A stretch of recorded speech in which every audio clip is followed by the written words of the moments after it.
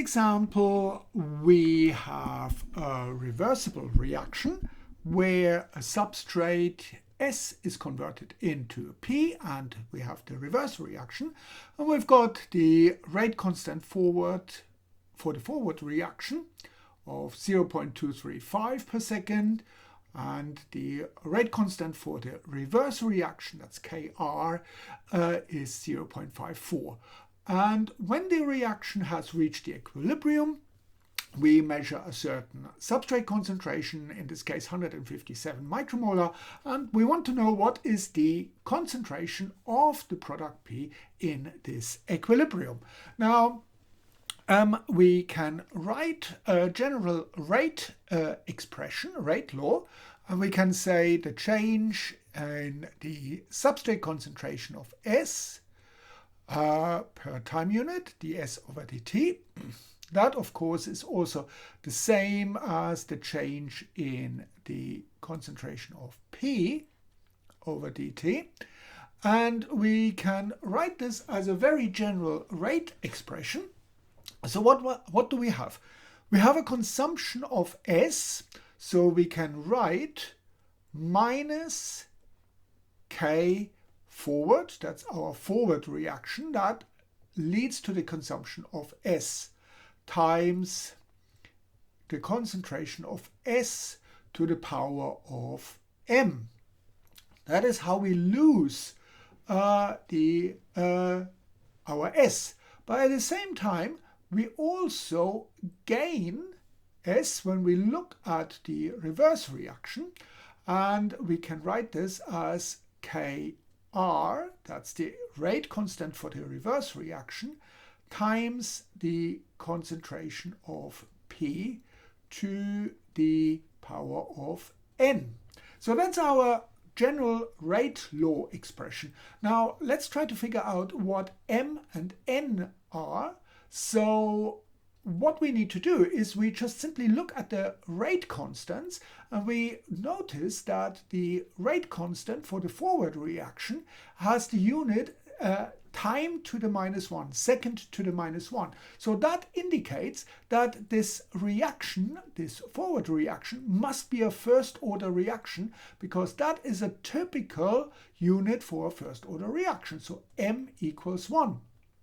And by the same token, N for the reverse reaction has also the unit of time to the power of -1, so per second. And again, we can deduce that the rate order for the second, for the reverse reaction, is also 1. So what do we have when we reach the equilibrium? At the equilibrium, the forward reaction, so the forward reaction would be exactly the same as the reverse reaction, equals reverse reaction. So basically at the equilibrium, nothing happens anymore to the changes in the substrate and the product concentration. So we can write that our expression here, minus K forward times the concentration of S, and we know that's a first order reaction, so I don't need to state that, plus the reverse reaction, Kr of times P, and again we know that this is a first order reaction. At the equilibrium, they cancel each other out, so we have 0. And what we can do now is we just simply rearrange this equation. So we would bring this part to the other side here. We have Kr times P equals Kf times S. And we bring everything with concentration to one side and all the rate constants to the other side. So we bring that to this side, and Kr we bring to this side, and we get P over the substrate concentration. And we need to be clear, this is at the equilibrium, so I indicated here with the equilibrium, equals Kf over Kr. And we can solve this for P. So P equals Kf, the forward constant, over Kr times the substrate concentration. And all we need to do now is really put in the numbers. So for Kf, we have the forward constant is 0.235 seconds to the minus 1.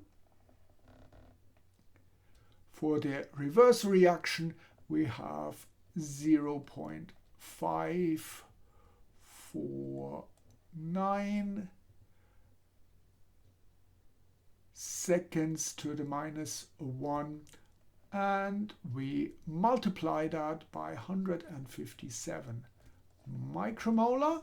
So we see the units per second cancel each other out, and when we put this into a calculator, we get a concentration of 67.2 micromolar as the equilibrium concentration for our product P. So I hope this makes sense, and thank you very much for watching.